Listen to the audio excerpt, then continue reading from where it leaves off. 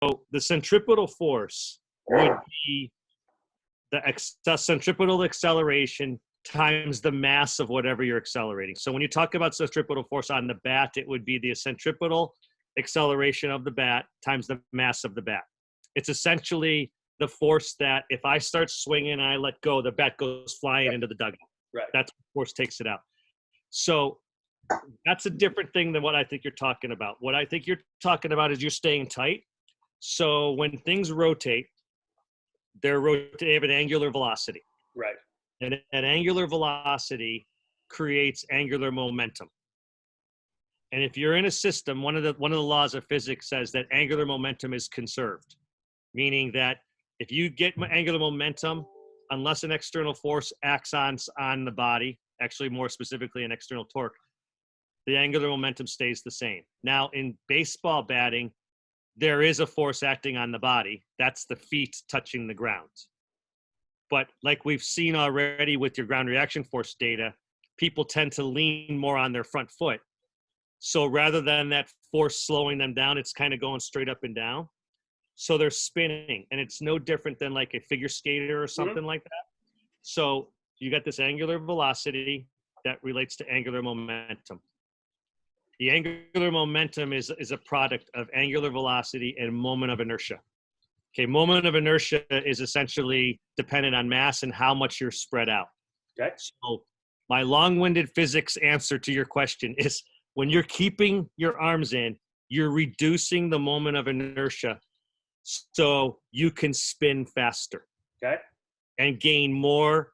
You're trying to spin faster because the ball doesn't care about angular momentum. The ball cares about the momentum of the bat as it hits the ball. Right. Right.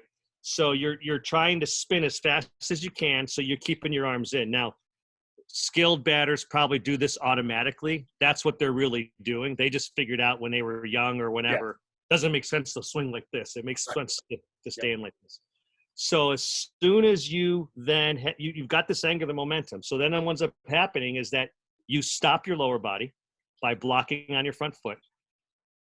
This momentum has to go somewhere. It goes to your upper body.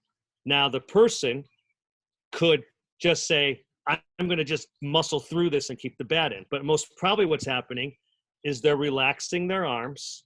So now that's causing the bat to fly out. And then they're using that fly out along with their coordination to take that bat on the plane they want to be on, or to take that bat and add some speed to it by now purposely moving your, flexing your elbow or extending your elbow and pushing through all these things that are going on there. But that's what's happening there. I think it's not centripetal acceleration. You have that. But what you're really doing is you're transferring momentum from the bottom to the top by changing your moment of inertia. Okay. Does that make sense? It does, yeah. So this is like the figure skater who's in a tight spin, and then they want to come out of the spin, so now they spread their body out. Okay. And when they spread their body out, what ends up happening is they slow down because it is angular momentum, but now some of that momentum has gotten sucked up by a bigger moment of inertia. So the truth is that the batter could spin faster if they just keep their hands in. Right. But the problem is that you care about the velocity of the bat. Right. And the velocity of the bat at impact is going to be dependent on how long that bat is and the arms are and how fast that bat is moving. So Right. that's why we use a longer golf club to drive than we do to chip, because we're trying to get the bat faster. So it wouldn't make sense for the batter to stay like this the whole time, but it certainly makes sense to stay tight until you're telling. Yeah, because that's essentially what they're doing. Okay. So then explain if there would be any centrifugal force in the swing. So centrifugal force is the out force and centripetal force is the in force, right? So in my mind, I was thinking I'm trying to create centripetal force by keeping the bat tight to me when I know it wants to go away from me. Right. And then I'm eventually going to lengthen the arc and release the bat, which in my mind was centrifugal force, but I knew you would know that way better than I. So that's what you explained. Yeah, I get confused on it also. But think of it this way. Centripetal sounds like center. Centrifugal sounds like it's not. So centrifugal force is the force going out. Centripetal force is the force coming in. So bottom line is, I swing the bat. The bat wants to go out. It has a centrifugal force. I apply force with my hands to keep the bat from going out. That's the centripetal force that I'm applying to the bat. You're trying to get, I think what you're trying to do thinking about is this.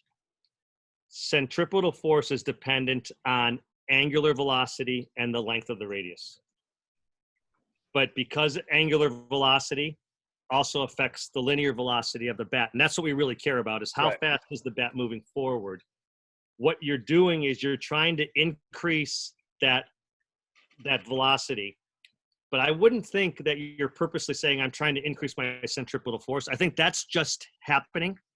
I think what you're trying to do, though, is maximize the transfer of momentum from the lower body to the upper body by coming through first with the lower body, blocking or slowing down. So now all this energy has to go somewhere, and it goes to the bat. That's what I think is happening. So here's where I was getting with that, and this is how it was relative to Jacob's. I was thinking in my mind, I have this object that I'm trying to keep tight to me so I can accelerate faster. Eventually knowing I'm going to stop my kinetic energy, like my torso is going to slow down, accelerating my arms and hands are going to slow down, eventually accelerating the bat. And I was thinking, if I'm trying to keep this tight to my body, and I'm a major league player, I'm a super athlete, I'm turning really fast, is the unhinging of the bat somehow due to, because players do it at different times. Right. Is this something to do with my inability to hold this hinge and just the action of the barrel wanting to come away from me? And that's getting really deep. No, but that's a possibility. Well, let me ask you this question from a batting perspective. Do people, when they swing, do you purposely coach them to extend their arms? Or do you just them to control the bat? Like, how do you, like, what? Yeah, players will get extension in the arc, but basically, once you stop the body and the barrel now is released, the barrel should really be on its own predetermined path, and it's basically carrying my hands at that point. Right? So your hands are still attached to the bat. You're not using your triceps. You can manipulate the bat. You will see guys that will pull the bat across their body if they're getting beat or mistiming a pitch. But in reality, if I'm just swinging the bat, I wasn't even trying to hit anything. The barrel it's already on its predetermined arc. Yeah. We just want to leave it on that arc. Some players will cut the arc off manually, but the majority of them will get extension with their arms, albeit that extension typically is more forward. Yeah, because the reason I was asking, you would have tried on that, Jacob, because you're doing a lot of path work. Yeah, I think one thing I'll say about hinge angle and like when guys come unhinged is it's very, very correlated to when their hands start to decelerate. So that might be like overly obvious. I don't know if that actually helps at all, but basically as soon as someone's hands hit their peak linear velocity is when the barrel starts to unhinge. And when you guys say unhinge, you're talking about the barrel coming forward. Yes. So the barrel's in, we call this the lag position. Mm-hmm. So when my wrists start to unhinge, the barrel is starting its arc. Okay. Yep. Okay. But that is, as Jacob's saying, it coincides with the time my hands are coming forward, right? My hands are coming forward because my torso is decelerated. Yep. Now my hands reach peak velocity and start to decelerate. Now that energy is flowing now from the hands to the bat. No, I think that's exactly right.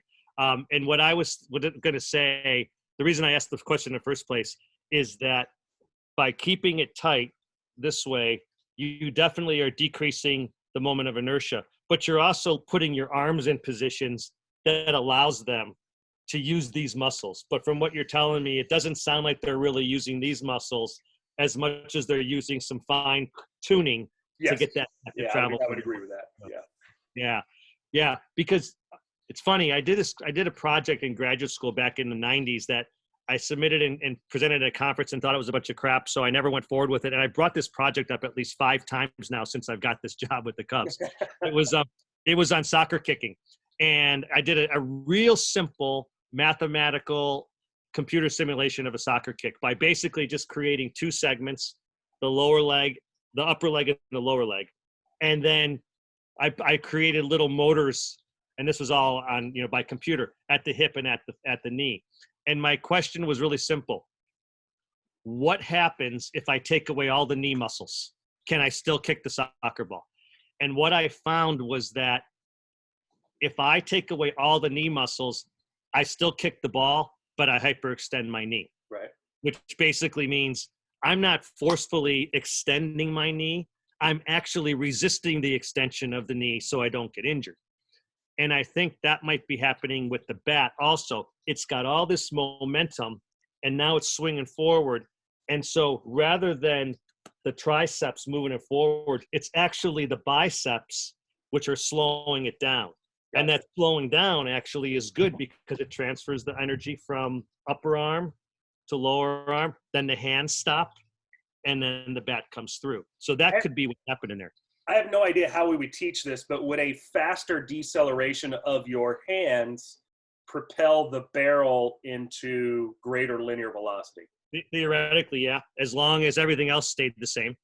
I mean, because the faster decel of the hands depends on how fast you got your whole body moving in the first place.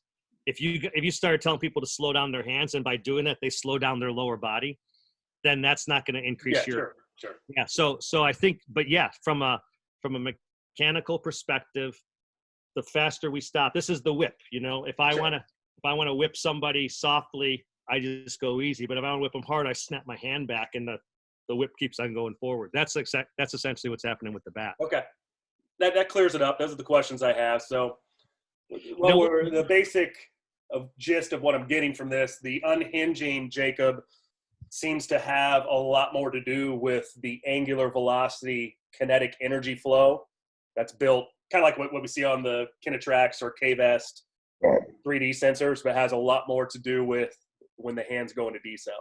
Right. And I think it is consistent with your thought about like pushy hitters staying hinged, because pushy hitters are going to have their hands moving forward for a long time. Mm-hmm. If that makes sense. Yep. Yeah. They will. Yeah. So now, like we call a pushy hitter a hitter that continues mm-hmm. to take their hands forward longer. That's not a real good way of transferring energy because you end up jumping the sequence. Yeah.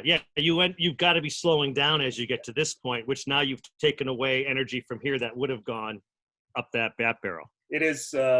We see it more frequently than we would like to, but I'd say 8 to 10% of our hitters are pushy hitters. Is that about accurate, Jacob? You think? Yeah, I don't know. We'll see what Eli comes back with. Okay. Yeah, I think it's an interesting concept to try to define.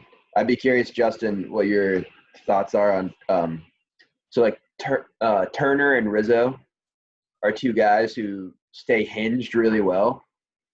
I'd be curious, one, if you categorize them as pushy, and then also Turner. I don't. I'll have to go back and look at Rizzo. It's never stood out to me. Going, oh, but man, you said you do Turner. Turner's definitely pushy. Yes. Okay, Big gotcha. time. Yeah, because it's also why his path is so linear. Yeah, it's an interesting pattern that he has, especially because he stays hinged, and I see like the pushiness, but like at contact, his hands are actually moving towards the third base dugout. It's like it's like pushing a lot early, but then like, I don't know. It's because he seems like he does some good stuff, obviously. Yeah, I've looked at his quite a bit too, just because you reference it a lot. So yeah, I'll look at Rizzo's. I'll do that today. Obviously. Yeah, I'd be curious there. That's all I had. I appreciate you getting on with this, John. It's good to see you anyway. I haven't got to chat with you in a while. So, hey, one quick question. Do we have the same type of Kinetrax data for batters that we do for pitchers? Basically, it's a yeah, it should be very much analogous. There are probably some metrics that are like pitcher or hitter specific. Yeah, but I'd say we probably have more on hitters than we do on pitchers, just because there's so many more variables. But as far as the actual data, like the stick figure. Yeah. Okay. Yeah. So this is something that maybe I can do. I have a little bit of time next week. I've already been doing this for the pitchers, and the code doesn't care. I've been computing what each the momentum is of all the segments to see how they sum to the center of mass. And the idea is to, from a pitching perspective, to see how that momentum is getting transferred through the system to the release hand of the ball. There's no reason why I can't run some batters through this same code, because that'd be awesome. it's the same math, and then we can just get some pictures for some discussion points if you want, and talk You're about speaking that. my language right there, John. Ooh. Yeah. Okay, I can start doing that. Now, the other thing, Justin, if you want, what we've been doing, this is your call for whatever. Brez has had me talking every week with the pitching coaches on something about biomechanics. If you wanted to start that up, something like that with the hitting coaches, I'm very happy to do something like that. Yeah, we started doing a Kinetrax training last week because they've never had access to it. Yep. Yeah, we might do that because we're starting to do some continuing education stuff. That's right now it's led by the coaches, but should that time run out, then we'll do some biomechanics. Yeah, I mean your call. Some of it, I mean, one of it I had. There's a basics of biomechanics lecture I've done that's actually up on Ivy now.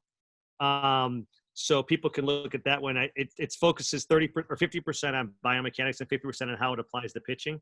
But there's no reason we can't do this sort of stuff with your hitting coaches. Oh, that'd be great. I'd be interested in that anyway. I'll just for my own knowledge. Awesome. Yeah. Appreciate it. Well, thanks for hopping on. I know you're busier than we are, Jacob. So thanks for making the time. No problem, guys. Thanks. All right. See you, John. Thanks.